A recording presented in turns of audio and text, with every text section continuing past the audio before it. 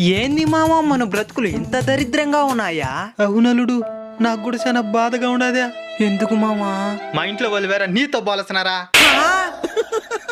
అంటే మన బ్రతుకులు ఇటు ఉన్నాయని బాధలే, నాతో పోలస్తున్నారనేదే నీ బాధ. చంపేస్తాను నిన్ను. సారీ అల్లుడు. సరేలే, మన బ్రతుకులు మారేదానికి ఏదైనా ఐడియా ఉంటే చెప్పు. మచ్చా, బిజినెస్ స్టార్ట్ చేద్దాం. సూపర్ ఐడియా మామా. జిఎస్టీ తీసుకుందాం, వెబ్సైట్ క్రియేట్ చేద్దాం, బిజినెస్ స్టార్ట్ చేద్దాం అల్లుడు.